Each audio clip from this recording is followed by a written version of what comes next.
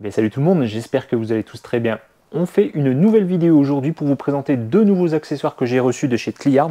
Donc le premier c'est le HUD, le mini écran qu'on peut mettre derrière le volant de la Tesla Model 3 Model Y. Eric de la chaîne Eric Tech et Nicolas Tesla ont déjà présenté ce produit, donc moi je vais aller très rapidement sur celui-ci parce qu'ils ont sorti la vidéo il n'y a pas très longtemps, donc ça va faire un peu répétitif pour dire peut-être quasiment la même chose pour ainsi dire. Donc je l'ai déjà installé, je vais faire quelques petits plans, je vais vous montrer un petit peu le résultat et vous dire ce que j'en pense. Mais nous, ce qui nous intéresse surtout dans cette vidéo, c'est celui-ci. Donc je vous présente, donc c'est un tout nouveau modèle qui est sorti il n'y a pas longtemps. Donc c'est un écran de 8 pouces assez large qui vient se mettre au niveau de la fixation derrière le volant. Donc il ressemble aussi à celui qu'on a déjà vu aussi sur la chaîne d'Eric Tech justement, qui l'a présenté. Donc le mini display qui se met derrière l'écran intégré au niveau du capot, vous savez, qui est juste derrière le volant. Et là il y a une nouvelle version qui est un petit peu plus grande, un peu plus haute. Je vais vous montrer ça en vidéo pour vous montrer un petit peu la différence. Vous allez voir qu'il est plutôt pas mal et c'est une bonne alternative à d'autres écrans qu'on peut retrouver et qui est quand même en plus moins cher.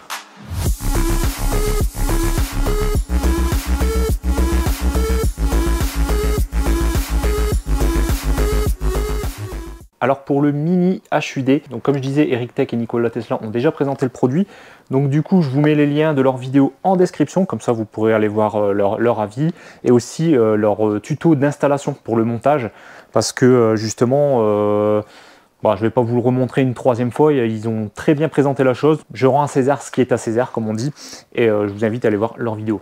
Moi, mon avis personnel justement sur ce petit écran, le gros avantage qu'il a, c'est qu'il est vraiment très discret. Donc pour ceux qui veulent quelque chose de très minimaliste, mais que voilà, ils pensent que l'écran derrière le volant c'est un peu trop imposant sur ce qu'on trouve habituellement je dirais, chez les revendeurs d'accessoires. Celui-là c'est le plus petit que vous allez trouver pour l'instant, pour le moment. Peut-être qu'ils feront encore plus petit, mais bon là ça va être compliqué parce qu'on est vraiment sur quelque chose de rikiki.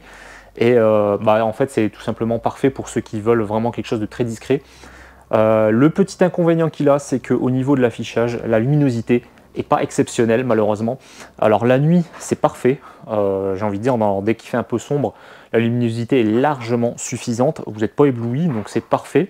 Par contre en pleine journée, en plein soleil, ça manque un peu de luminosité. Alors vous voyez quand même la vitesse, il n'y a pas de souci, parce que c'est écrit en blanc au niveau de la vitesse. Par contre tout ce qui est clignotant, la petite barre d'accélération ou de décélération pour la régénération se voit à peine, donc ça c'est un peu dommage. À l'arrêt vous retrouvez l'autonomie en pourcentage et en kilomètres, donc ça c'est cool. Vous voyez un petit peu l'animation des ouvertures de portes à chaque endroit de la voiture aussi, donc si c'est à l'avant, si c'est à l'arrière, le coffre, etc. Donc ça c'est top. Mais c'est vrai que voilà, en plein été ça manque un peu de luminosité, enfin en pleine lumière ça manque un peu de luminosité, c'est un peu dommage. C'est le seul point négatif que je lui ai trouvé. Sinon pour l'installation c'est très facile, ça se met sur la prise à l'arrière, donc c'est assez simple. Donc temps d'installation 10-15 minutes grand max. Donc voilà, donc gros avantage qu'il a, c'est ce que je disais, c'est qu'il est minimaliste et c'est son prix. Donc si ça vous intéresse, vous retrouverez un lien en description ainsi qu'un code promo. Et maintenant on va passer au déballage du suivant. Je l'ai déjà déballé, je vais vous montrer. Alors on retrouve tout le câblage donc, qui est assez grand. Donc cet écran ne se branche pas de la même manière comme à l'arrière, comme celui-ci. Il va se brancher sur les ports latéraux. Donc il faut démonter les garnitures, vous ouvrez vos portes, vous démontez légèrement les garnitures en bas à droite et en bas à gauche et vous allez trouver des prises bleues disponibles et il n'y a plus qu'à brancher là-dessus. Alors je parle bien évidemment pour toujours les processeurs de modèle 3, modèle Y avec le processeur AMD. Pour Intel je crois qu'il n'y a qu'une prise à droite et il y a un repiquage à faire sur une masse ou une batterie. Bref, c'est un peu différent, mais donc celui-ci à la limite c'est beaucoup plus facile, il y a deux prises disponibles. Il y a juste ici un Y à gauche à mettre et à droite elle est libre, il n'y a pas de prise à enlever. Et ils ont quand même mis un Y comme ça au cas où vous ne voudriez mettre un autre accessoire, on ne sait jamais, ça vous laisse la prise de libre. Donc ça c'est pour le câblage. Ensuite ici vous avez le câblage pour l'écran, donc on va venir connecter l'écran dessus. Et ici on a une fiche supplémentaire mais qui ne sert à rien apparemment, ou peut-être plus tard pour un autre accessoire, mais en tout cas j'ai pas d'infos sur ce petit câble et il va nulle part, j'ai pas de prise particulière branchée là-dessus. Donc ça c'est fait. Et ensuite l'écran, donc l'écran est en deux parties. Donc voilà l'écran qui est quand même assez grand et en fait il vient se clipser, vous voyez le bas, sur le cache qui est derrière le volant. Donc il vous le donne avec forcément. Voilà le cache. Donc là il suffit de le clipser. Donc ici il y a des clips et il y aura deux petites vis à mettre pour éviter que ça se déclipse au cas où vous toucheriez à l'écran, on ne sait jamais. Donc ça va venir comme ça. Donc je vais effectuer le montage et on se retrouve tout de suite après pour l'essai en vidéo, donc en roulant, etc. Et je vous donne mon avis, donc les points positifs, les points négatifs. Le montage, ça sera exactement comme ce que j'ai dit hein, justement avec la vidéo d'Eric Tech qui a présenté un peu le même style, mais vous savez le plus petit qui est intégré ici à cette plaque. Donc je vous invite à aller voir sa vidéo, il explique bien aussi comment tout démonter les garnitures, les petites astuces, et il faut enlever également la planche de bord complète. Donc ça c'est la partie on va dire un petit peu plus délicate. Et une fois que ça c'est fait, il n'y a plus qu'à installer, positionner les câbles et tout remonter. Donc je fais l'installation et on se retrouve après. Alors ça y est, le montage est terminé, je vous montre le résultat. Bilan, j'ai mis un peu moins d'1 heure, c'est assez facile. Le tuto d'Eric Tech m'a bien aidé, je vais pas vous mentir. C'est vrai que les caches sur les côtés, bon, on a tendance à pas trop étirer dessus parce qu'on a peur que ça vienne pas, et au final ça vient quand même, il n'y a pas de problème. Il faut juste faire attention de ne pas perdre les clips parce que des fois les clips s'enlèvent, donc il faut bien les récupérer, les remettre sur les caches. Et la console centrale, enfin vous savez, la barre blanche, donc cette partie là à retirer tout le long. À ça par contre j'avais un petit peu peur que ça soit compliqué. Au final en y allant de chaque côté au fur et à mesure, une fois que tout est déclipsé, il suffit d'incliner et de le sortir de son logement parce que c'est un peu enfoncé comme ça, un peu en diagonale comme ça, et après ça a été. Par contre la partie un peu plus chiante, et c'est là que j'ai perdu beaucoup de temps, c'est pour enlever le cache derrière le volant. Il est assez dur, donc faut pas hésiter à tirer de chaque côté, faire levier peut-être éventuellement avec des outils en plastique, mais attention parce que le plastique est assez fin, donc j'aurais peur que ça abîme. Donc moi j'ai réussi à le faire à la main sans outils, alors, ça fait un peu mal aux doigts mais ça va. Et après c'est pour bien passer le câble. Pensez surtout très important à bien positionner votre câble. Mettez des petits morceaux de scotch pour voir on va dire la position finale de votre câble avant de tout remettre. Et faites des réglages, jouez avec votre volant. Rentrez-le au maximum, sortez-le au maximum, levez-le au maximum, descendez-le au maximum. Et regardez et faites toutes les combinaisons possibles. Quand il est tout en haut, descendez-le à fond, remontez-le à fond. Et quand il est tout en bas, faites la même chose. Et regardez que le câble il est assez mou pour que ça gêne pas, et aussi que ça vienne pas se pincer, parce que si ça se pince, vous allez tout coincer, ou alors vous allez abîmer tout le câblage, tout le faisceau électrique de l'écran, donc ça serait un petit peu dommage. Donc ça, il a fallu bien que je teste toutes les combinaisons possibles, et après moi j'ai mis des petits morceaux de Chatterton pour bien fixer le câble, pour pas qu'il bouge, comme ça elle est bien figée, et j'en ai mis aussi tout le long avant de remettre justement la console centrale blanche. Comme ça au moins le câble je sais qu'il vibrera pas, il bougera pas avec les bosses, tout ça, pensez-y aussi, parce que des fois on a des bruits de parasites, on ne sait pas d'où ça vient, et puis comme on a fait une modification, ça peut des fois venir de là. Bon, assez bavardé, je vous montre tout de suite le rendu. Alors voilà ce que ça donne. Alors j'ai l'éclairage qui va vous gêner un petit peu. Donc là on est portière fermée, alors pas totalement, attendez, hop. Donc là on est portière fermée. Donc ça c'est le thème, je dirais noir, parce que dans le garage il fait assez sombre, donc l'éclairage des feux est allumé, donc du coup là on est en mode sombre. Sinon il y a un mode clair, je vous montrerai des plans aussi après pendant l'explication. Donc globalement voilà, vous avez ici en haut à gauche l'heure en numérique, puis en digital, modèle Y. Donc ça vous pouvez le changer, vous pouvez mettre modèle 3, ici ça vous dit si vous êtes parking, marche avant, marche arrière neutre. Donc vous pouvez, il y a des réglages à faire parce que forcément l'heure de base n'était pas bien configurée. Donc pour ça, il suffit de rester appuyé, il suffit d'appuyer sur la commande vocale de droite. Alors c'est un peu dommage parce que si vous utilisez beaucoup vos commandes vocales, à chaque fois ça va ouvrir le menu de réglage. Regardez, voilà. Et ici vous avez tous les réglages. Donc après il suffit de vous balader avec la molette comme ça pour monter, descendre dans les menus et aller faire droite-gauche pour changer. Donc là vous voyez, j'ai mis en mode j'ai mis en automatique. Ici, le thème, il n'y en a qu'un, vous ne pouvez pas changer. Là, voilà, si je fais modèle 3, voilà, et après, il suffit d'attendre et ça va sortir tout seul du menu. Ou alors, vous appuyez sur la pédale de frein comme si vous alliez passer la marche avant. Voilà. Donc là, vous avez le menu d'affichage en mode drive, j'ai envie de dire. Donc, vous voyez, on voit les kilomètres/heure, le pourcentage à gauche.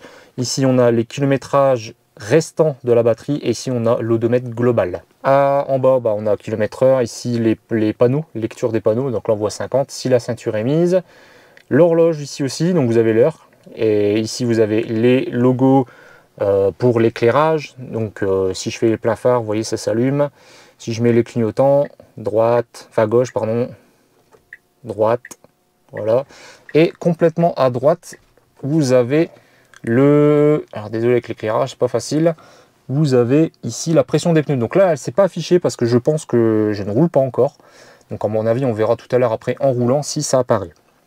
Bref, moi je le trouve très lumineux comparé au petit écran que j'avais testé, hein, je vous ai montré en début de vidéo. Ça n'a rien à voir. Alors c'est assez imposant, hein, on va pas se mentir. Donc pas d'Android Auto, etc. Hein, c'est vraiment juste un affichage déporté de votre écran avec toutes les informations utiles. Ici on a une petite barre verte, je ne sais pas à quoi ça correspond, on verra aussi tout à l'heure en roulant. Donc si je passe la marche avant, vous voyez, on passe en D, ici Drive, on voit que le H du Auto Hold est mis en route, donc les freins. Donc si j'accélère un tout petit peu, ça va disparaître, je pense. Je vais faire attention, je suis dans le garage. Voilà. Marche le neutre et marche arrière, le R. Voilà, si j'ouvre la porte et que je descends du siège, on va revenir sur le logo. Normalement, voilà. Donc là, vous avez vu, j'avais mis modèle 3. Donc je vais changer. On va remettre modèle Y. Alors on fait un petit test routier. Alors je pensais que l'affichage ici allait être plus clair en journée. Mais non, en fait le mode nuit c'est juste sur l'écran de veille, on voit où c'est écrit modèle 3 ou modèle Y. Mais ici en roulant, ça a l'air de rester en mode foncé, on va dire. Et ici on voit bien effectivement en roulant, dès que j'ai roulé un petit peu, on a la pression des pneus qui est apparue. Alors l'écran est extrêmement clair, la définition de l'écran est vraiment propre, c'est une dalle IPS, donc c'est une bonne dalle avec des belles couleurs, une belle résolution, on ne distingue pas du tout les pixels, donc ça c'est un gros point positif, parce que ça rend, ça donne un effet très, je dirais entre guillemets haut de gamme. Par contre l'écran n'est pas mat, la dalle de verre n'est pas mat, elle est un peu réfléchissante, elle est un peu... elle est un peu trop brillante à mon goût. Ça reflète un peu trop la lumière.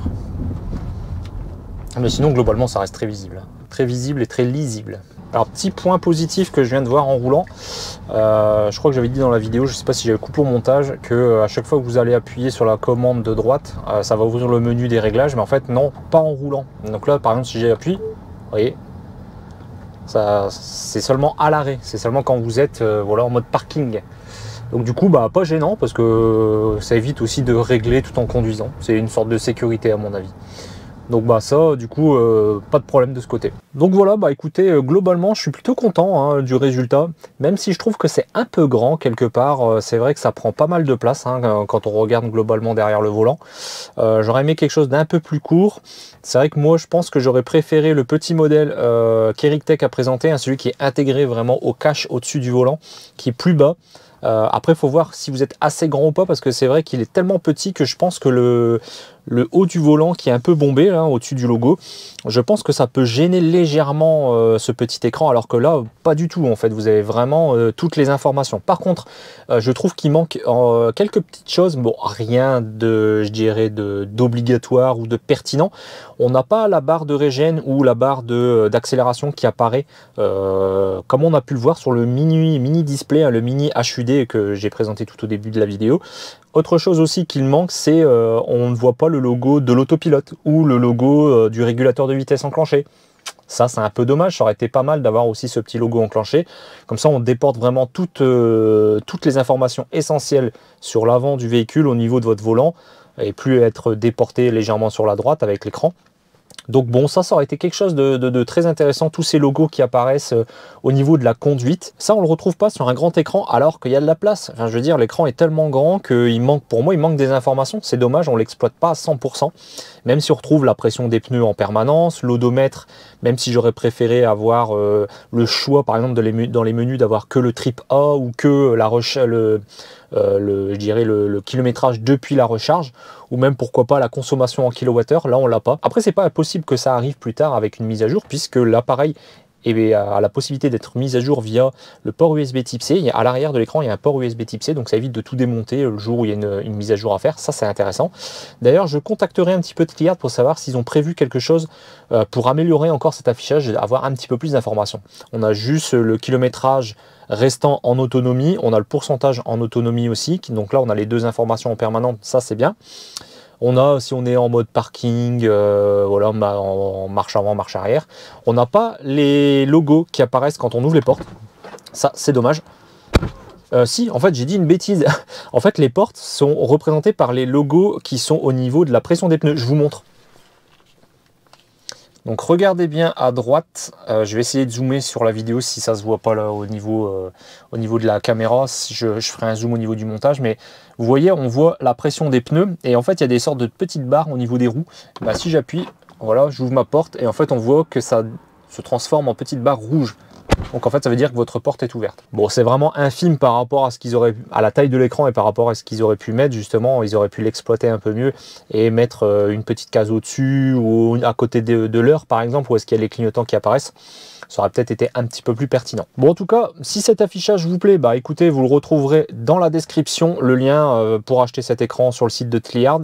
Pareil, il y a des codes promo hein, dans la description de la vidéo, donc n'hésitez pas à aller voir. Normalement, je crois qu'il y a un code jusqu'au 24 avril qui va vous donner droit à 22% de réduction. Donc c'est pas négligeable, hein, sachant que l'écran là est autour des 170-180 $, donc conversion en euros.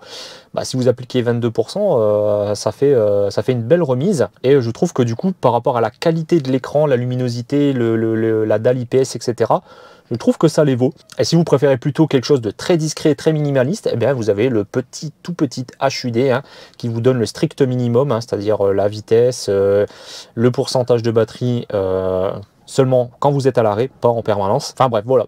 En tout cas, il y a plein d'accessoires sur leur site, donc vous pouvez faire votre choix en fonction de vos goûts, et ça c'est bien. Donc si ça vous a plu, comme d'habitude, le petit pouce en l'air, l'abonnement, enfin vous connaissez la chanson, de me suivre sur les réseaux sociaux. Et sur ce, on se dit à très bientôt pour une prochaine vidéo. Allez, ciao tout le monde.